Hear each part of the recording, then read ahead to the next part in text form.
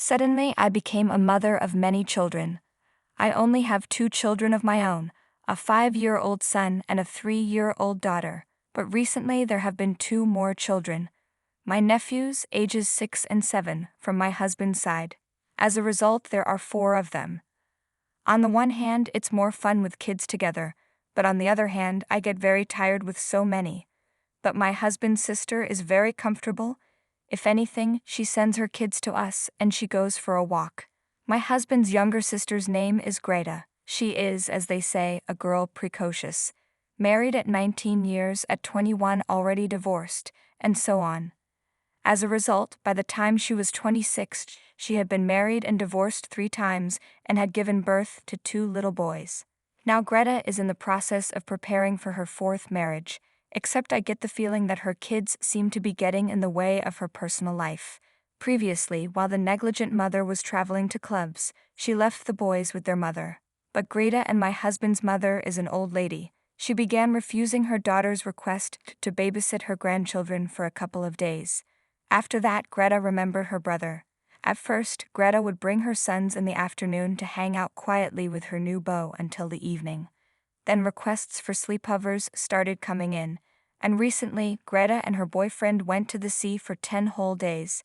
Children with her on vacation, of course, she did not take, but I had an unexpected addition for a week and a half. When there are 4 children in the house, they need to be washed, dressed, combed, fed, and then washed again. And I'm not talking about how much dust, scattered toys, and dirty clothes are left after such a horde. I can't say that the boys are badly behaved when they come over. No, they are well-mannered and obedient boys, normal kids. True, they don't consider themselves guests anymore. At first, my husband's nephews were shy and afraid to ask anything. Now they behave briskly and noisily, sometimes embarrassing my own son and daughter. I am uncomfortable with this situation too. For one thing, the boys are not my children. I have no moral right to raise them, to teach them, let alone punish them. But on the other hand, they have to follow some rules while they are in my house, don't they? Otherwise they would get away with it. After Greta's vacation, I hoped that she would wake up her conscience and take the kids home for a long time, because I was physically and mentally exhausted in a week and a half. But within a couple of days of my return, my husband's sister was standing on my doorstep, holding her son's hands. It turned out that Greta's new boyfriend was not yet ready to take on the role of father. In his opinion, the boys are noisy and interfere with his watching TV. You'd think they'd be quiet at my place. Anyway, Greta asked me to babysit the boys 2 or 3 days a week, or even more, so that her fiancé would get used to them gradually and not run off before the wedding. Honestly, I just flipped out from such chutzpah. So Greta arranges her personal life, and I have to take care of 4 children around the clock. And you won't get any gratitude from her. She doesn't even offer any money _ they eat at our place the whole time at least. I decided to tell my husband that I would no longer tolerate this situation and would not watch his nephews. On the one hand, I felt sorry for the boys. Their fathers don't visit them, they've had other families for a long time. The boys' mom doesn't care about them either. It felt like only my husband and I cared about Greta's children. Maybe in that case we should get custody of them. After all, they spend a lot more time with us than with their birth mother. Story 2. For the past few years, vacations have turned into a hard labor for me. My husband, out of the goodness of his heart, takes his sister Jessica, who is never in the mood. As a result, our vacation is ruined, and the bills for additional services must be paid. But this year my patience ran out. I have decided that we will not take Jessica with us to the sea. Jessica is the most unhappy girl, according to her, and according to her mother. If you dig deeper, she's fine.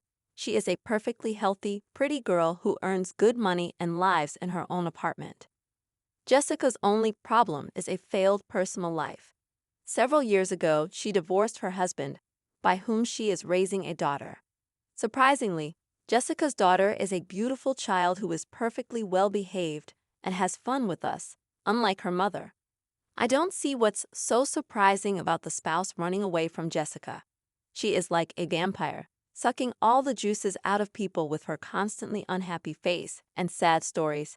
Either she stepped on her foot, or sassed somewhere, or got involved with fraud. I think that all people have similar stories, but no one makes a tragedy out of it. Jessica, on the other hand, is always talking about her destiny and some kind of karmic debt. Sometimes it seems to me that the universe will hear her, and one day a meteorite or a brick will fall on her head. I'm exaggerating, of course, but I'm just really tired of my husband's sister, and she tires me out, especially when we are on vacation.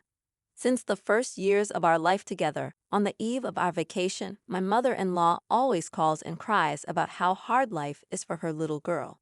In her opinion, Jessica should go somewhere and unwind. After these words, my husband softens and says that his sister and niece are coming with us, and all hell breaks loose.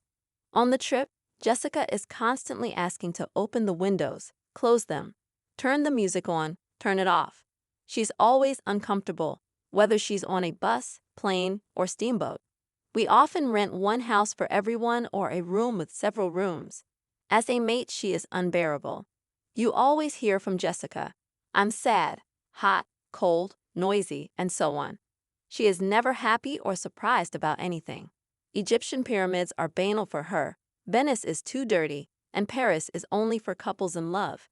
She, a loner, is bored here. Jessica whines and is cranky much more than her daughter. After such a vacation, I want to take another vacation to forget all the impressions of the first one. This year I had a serious talk with my husband and told him that I would not go on vacation with his sister again. "If you want, let's take Jessica's daughter with us. But I won't put up with her eternal whining anymore," I summed up. Half an hour after I persuaded my husband that we were only going with him alone, I got a call from my mother-in-law. She knew perfectly well that we had already bought tickets and were leaving soon. Mother-in-law again began to pour out her favorite song about her unhappy daughter and the fact that she has no money for a vacation abroad. But then I couldn't keep quiet. "We take your daughter abroad every year, so she can relax. But I haven't seen any positive effect. Maybe you should just sit at home a couple of times, or organize a vacation on their own, and most importantly at their own expense. If Jessica does not mind, we will take her daughter to the sea, but not her. Jessica does not know how to behave and others are not allowed to rest. So sorry, this year free vacation will not work. Goodbye," I said. Of course, there were some words I shouldn't have said, but I'd put up with my husband's sister and her quirks for too long. Now she had a new story in store about her brother's spiteful wife, who didn't pity her at all and wouldn't take her to the seaside. Now Jessica will turn all my husband's family against me, and I'll be an insensitive villain. Fuck her. It would be great if you liked our stories, and if you would like to give us your generous likes, that would be just great.